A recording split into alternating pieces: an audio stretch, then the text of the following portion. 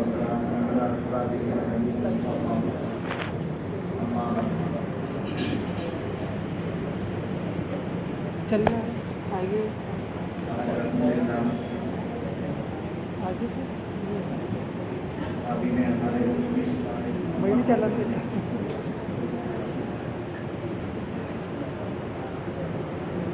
سورہ جن سے تلاوت ہماری شروع ہوئی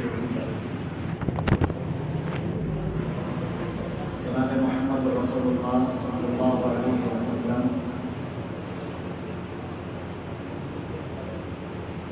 کی بعثت سے پہلے جنات و شیاطین کا آسمانوں پر جانا رہتا تھا. یہ آسمان کے قریب جا کر وہاں سے باتیں سنا کرتے تھے اور پھر نجومیوں کو اور کائنوں کو آ کر وہ باتیں بتلایا کرتے تھے. لیکن جب نبی پاک صلی اللہ علیہ وسلم کی بعثت ہوئی تو جنات کا وہاں پر جانا بند ہو گیا. جب یہ وہاں پہنچے تو شہاب ثاقب کے ذریعے سے ان کو بتایا جاتا, شہاب ثاقب سے بلوایا جاتا. نہ پریشان ہوئے کہ آخر کیا ماجرا ہے. چنانچہ انہوں نے کچھ ٹولیاں بنائی کہ دنیا کے اندر پھیل جائے کہ ایسا کیا ماجرا ہے جس کی وجہ سے ہمارا آسمانوں پر جانا بند ہو گیا ہے. نبی پاک صلی اللہ علیہ وسلم طائف سے جب واپس ہوئے مقام نخلا میں آپ صلی اللہ علیہ وسلم سورہ فجر میں تلاوت فرما رہے تھے. فرشتوں جنات کی ایک جماعت وہاں سے گزر رہے تھے. چنانچہ انہوں نے نبی پاک صلی اللہ علیہ وسلم کی زبانی قرآن کریم کو سنا. پھر آپ صلی اللہ علیہ وسلم پر ایمان لے آئے اور جا کر دیگر جناتوں میں بھی انہوں نے اس کی تصدیق کی. پھر وفود در وفود نبی پاک صلی اللہ علیہ وسلم کے پاس جنات آتے گئے اور آپ صلی اللہ علیہ وسلم پر ایمان لاتے گئے. نبی پاک صلی اللہ علیہ وسلم صرف انسانوں کی ہی نبی نہیں ہے بلکہ پوری کائنات میں جتنی بھی چیزیں ہیں, جتنی بھی مخلوقات ہیں, چاہے وہ آبی ہو, چاہے وہ ناری ہو, چاہے وہ خاکی ہو اور چاہے وہ نوری ہو, نبی پاک صلی اللہ علیہ وسلم سب کے نبی ہیں. کوئی مخصوص طبقے کے نبی نہیں ہے بلکہ تمام عالم کے آپ صلی اللہ علیہ وسلم کو نبی بنا کر بھیجا گیا. آج اللہ تبارک و تعالیٰ نے غیب کے علم کے بارے میں بیان فرمایا کہ غیب کا علم جو ہے یہ نبی پاک سے یہ اللہ تبارک و تعالیٰ کی ایک خاص صفت ہے. اس کے اندر اللہ کے علاوہ کوئی دوسرا شریک نہیں. غیب کا علم صرف اللہ تبارک و تعالیٰ ہی کے پاس ہے, اللہ کے علاوہ کسی کے پاس نہیں. اللہ جس کو چاہتا ہے اپنے نبی اکرام علیہ السلام میں سے کسی کو غیب کی باتیں بتلا دیتا ہے. اس کا مطلب یہ نہیں ہوتا, کچھ باتیں بتلا دی جاتی ہے غیب کی باتوں سے جو ہے باخبر کر دیا جاتا ہے. تو مطلب یہ نہیں ہے کہ اس نبی کے پاس میں غیب کا علم ہے, بلکہ چند باتیں ان کو بتائی گئی, چند چیزیں ان کو دی گئی, تو اس سے مستقل ان کے پاس میں غیب کا علم ہونا یہ ثابت ہے. اللہ تبارک و تعالیٰ نے جب قرآن کریم میں کہا فرمایا قُلْ لَا أَقُولُ لَكُمْ عِندِي خَزَائِنُ اللَّهِ وَلَا أَعْلَمُ الْغَيْبَ وَلَا أَقُولُ لَكُمْ إِنِّي مَلَكٌ. آپ کہہ دیجئے کہ میرے پاس تمہارے لیے اللہ کے خزانے میرے پاس نہیں. اللہ کے خزانے اللہ کے پاس ہیں. ہر چیز کی مالک ذات وہ اللہ, اللہ کے علاوہ کوئی. ہر چیز کے خزانے اللہ پاک نے اپنے پاس رکھے ہیں, دوسروں کے ہاتھ میں نہیں. جیسے ہم کبھی کبھی بولتے تھے نا, ڈاکٹر مجھے ہم نہیں بولتے تھے اللہ پاک نے اس کے ہاتھ میں بڑی شفا رکھی ہے, اللہ پاک نے اس کو بڑی شفا, اس کے ہاتھ میں بڑی شفا دی ہے اللہ پاک نے. یعنی اللہ پاک نے شفا اس کے ہاتھ میں دے دی ہے, اللہ پاک خاموش بیٹھ گئے, اللہ پاک کو سکون مل رہا ہے. شفا دینے والی ذات بھی اللہ کی, بیماری دینے والی ذات بھی اللہ کی. موت دینے والی ذات بھی اللہ کی ہے، زندہ کرنے والی ذات بھی اللہ کی ہے، جلانے والی ذات بھی اللہ کی ہے، گرانے والی ذات بھی اللہ کی ہے، ہر چیز کی کرنے والی ذات اللہ کی ہے۔ وَلَا عَالَمُ الْغَيْبِ، اور نبی صلی اللہ علیہ وسلم نے فرمایا جا رہا ہے کہ نبی آپ یہ بھی فرما دیجئے کہ میں غیب کی باتوں کو بھی نہیں جانتا ہوں، غیب کی باتوں کو بھی نہیں جانتا، تو غیب کا علم جو ہے وہ صرف اللہ کے پاس ہے۔ پھر آگے سورہ مزمل کے اندر اللہ تبارک و تعالیٰ نے نبی پاک صلی اللہ علیہ وسلم کو بڑے خوبصورت اور پیارے پیار بھرے انداز میں جو مخاطب فرمایا۔ نبی پاک صلی اللہ علیہ وسلم نبوت سے پہلے غار حرا کے اندر جایا کرتے تھے، وہاں پر عبادت کیا کرتے تھے، تو آپ صلی اللہ علیہ وسلم کے پاس جبرائیل علیہ السلام آئے اور آپ سے فرمایا پڑھیے۔ آپ صلی اللہ علیہ وسلم نے کہا کہ مانا بخاری کہ میں پڑھنے والا نہیں، مجھے پڑھنا نہیں آتا۔ انہوں نے جو ہے زور سے ان کو دبوچا، پھر کہا کہ پڑھیے۔ ایسے یہ واقعہ آیا ہے سورہ اقرا کے اندر، اس کی بات آئے گی۔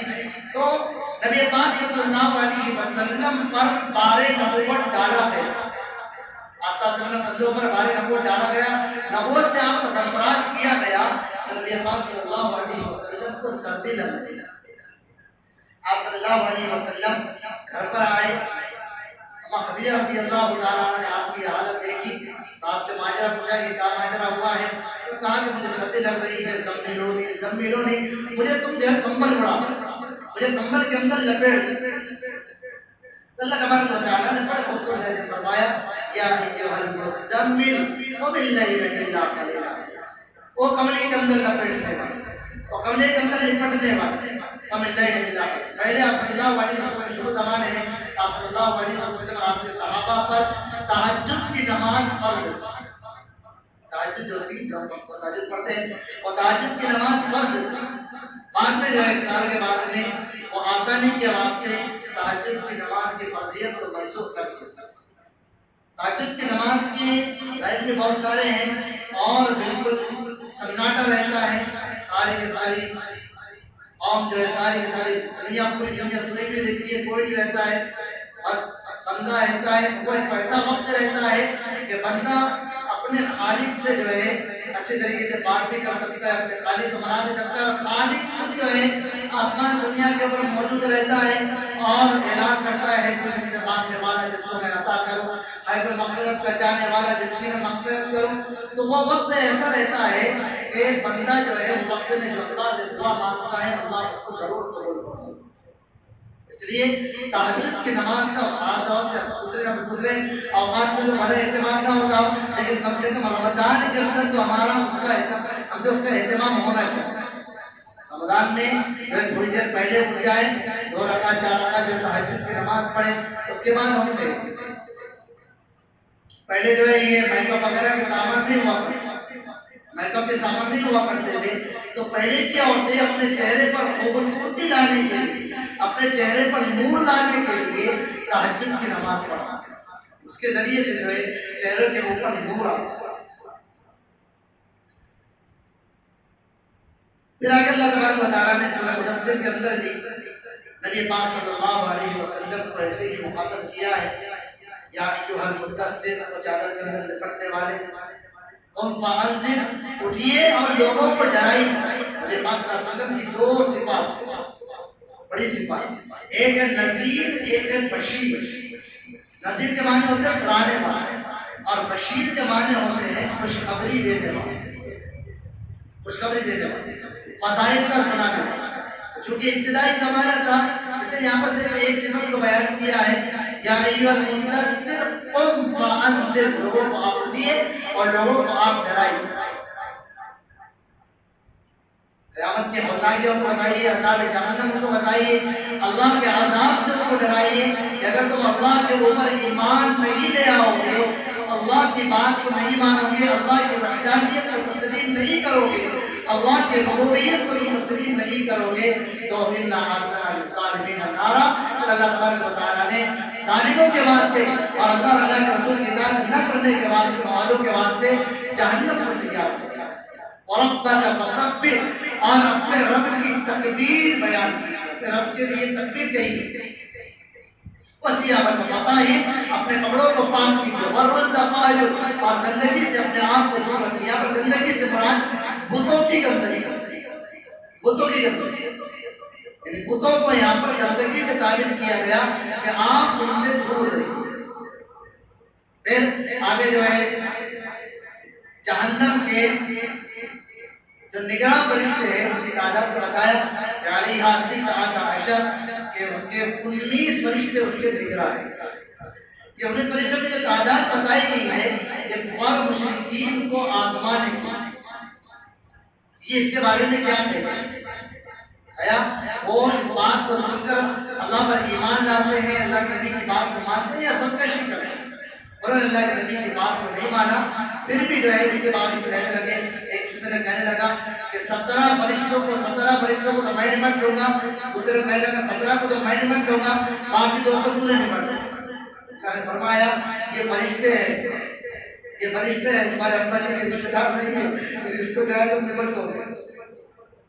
تو یہ جو ہے فرشتے ہیں، فرشتوں کے اندر جو ہے فرشتوں کی طاقت کا مقابلہ نہیں کر سکتے۔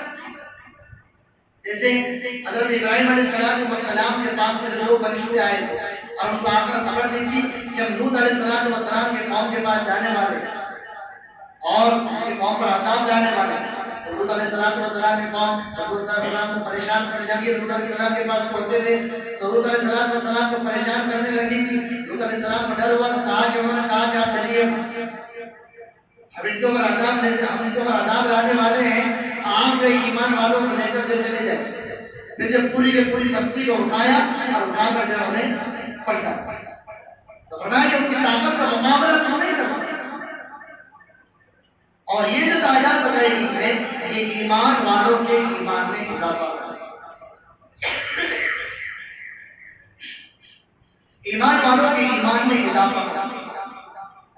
پھر آگے اللہ تبارک و تعالیٰ نے جو جنتی جنت میں چلے جائیں گے، جہنم میں چلے جائیں گے، تو جنتی لوگ جہنم میں سے پوچھیں گے کہ ما سلککم فی سقر، تم جہنم کے اندر کیسے پہنچے؟ کہیں گے قالوا لم نک من المصلین، ہم نماز نہیں پڑھاتے، جیسے ہم بھی نہیں پڑھتے۔ نماز اللہ پاک نے 5 وقت کی فرض کی ہے، 5 وقت کی نماز ہر بالغ مسلمان مرد و عورت پر فرض ہے۔ اور اللہ نبی صلی اللہ علیہ وسلم کا فرمان ہے کہ اگر بچہ 7 سال کا ہو جائے اسے نماز کے لیے کہا جائے، اور اگر 10 سال کا ہو جائے پھر بھی نماز نہ پڑھے تو اسے اس پر مارا جائے تاکہ اسے عادت پڑے نماز۔ تو 5 وقت کی نمازیں ہمارے پر فرض ہے، فجر، ظہر، عصر، مغرب، عشاء۔ فرمایا وَإِنَّهَا لَكَبِيرَةٌ إِلَّا عَلَى الْخَاشِعِينَ، یہ نماز جو ہے بہت بڑی چیز ہے، مگر جو خشوع و خضوع اختیار کرنے والے ہوتے ہیں، جو اللہ سے ڈرنے والے ہوتے ہیں، ان کے اوپر بھاری نہیں ہوتی، ان کے اوپر بڑی نہیں ہوتی۔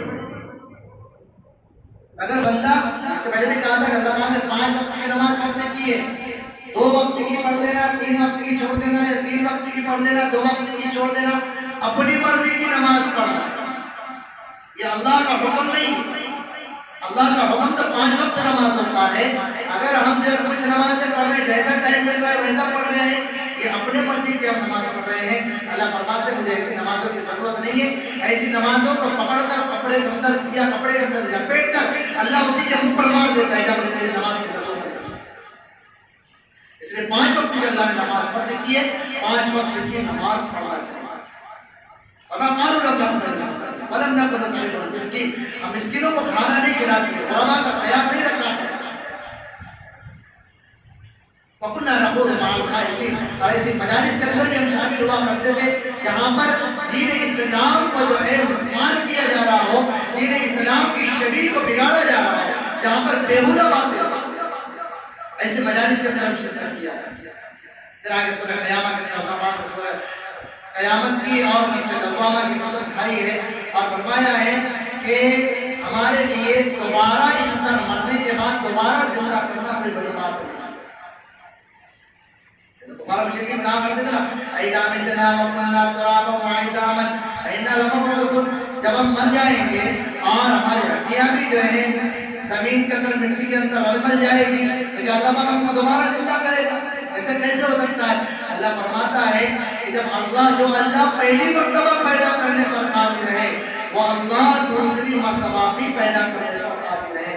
اور یاد رکھو صرف اللہ پیدا ہی نہیں کرے گا وَلَا قَادِرِينَ عَلَىٰ أَن نَّصَوِّيَ بَنَانَا، تمہارے انگلیوں کے پوروں کے جو نشانات ہیں اللہ اس کو بھی دوبارہ ویسا ہی بنائے گا جیسے اللہ اس کو بھی دوبارہ ویسا بنائے گا. اللہ اس پر بھی قادر. نفس لوامہ کے اللہ نے قسم کھائی ہے. نفس لوامہ کہتے ہیں نفس تین طرح کا ہوتا ہے: نفس امارہ، نفس لوامہ، نفس مطمئنہ. نفس امارہ میرے پاس میرے اندر آیا تھا وما ابرئ نفسی ان النفس لامارۃ بالسوء. نفس امارہ ہمیشہ برائی کی طرف کی دعوت دیتا ہے، برائی کی طرف ہی دعوت دیتا ہے. میرا ہوتی رہتی ہے اذان کا وقت، وہ نماز صبح اٹھ گیا ہے، اذان سن رہا ہے اور عمر اور کے سو ہوتے رہتی ہے. لیکن جو صبح میں پڑھیں گے تو پڑھیں گے. ابھی عمر کا بھی بہت سارا لمبا زمانہ باقی ہے. بوڑھے ہو جائیں گے تو گاڑی بڑے رکھ لیں گے، بچے بڑے ہو جائیں گے، جب بال بچوں کا ٹینشن نہیں رہے گا اس وقت نماز پڑھنے لگ جائے گی. جب جانے کا قبر میں لڑکنے والے ہیں تب پھر اللہ نے برائی سے کر دی. تو یہ نفس امارہ ہے، ہر وقت برائی کی طرف دعوت ہے. اور ایک نفس لوامہ ہے جو انسان کو برائی پر ملامت کرتا ہے کہ تھوڑے سے پیسے کی وجہ سے تو نماز چھوڑ، پیسے تو بعد میں مل جائے گا. تھوڑے رشتہ دار کیا آتے ہیں ان کے ساتھ ہنسی مذاق کرنے کے بعد ان کو ٹائم دینے کے بعد تو نماز چھوڑ. یہ انسان اندر سے ملامت کرتا ہے. اگر نفس لوامہ بھی اللہ ہم کو عطا فرما دے، اللہ پاک کے سب دو جہان کی کامیابی کرے. ایک ہوتا ہے نفس مطمئنہ جو ہر وقت ایک انسان کو جو ہے نیکیوں کی طرف ہی واقع ہے. انسان جو ہے ابھی اذان میں نہیں، بس اذان کے انتظار میں، کب اذان ہوگی تو میں مسجد کی طرف جاؤں گا. میرے پاس پیسے ہیں، کب جب تک میں ان کو غربا کے اندر تقسیم نہ کر دوں جب تک چین نہیں ملے. کوئی نیک کام، جو بھی نیک کام ہے انسان اس کے اندر پہل کرنے لگتا ہے جب انسان کو نفس مطمئنہ حاصل ہوتا ہے. دعا تو بندے میں کرنا چاہیے، دعا تو یہ کرنا چاہیے اللہ ہم کو نفس مطمئنہ عطا فرما دے. لیکن اللہ نفس لوامہ بھی ہمیں عطا فرما دے. اللہ تبارک و تعالیٰ کے ساتھ توفیق عطا فرمائے.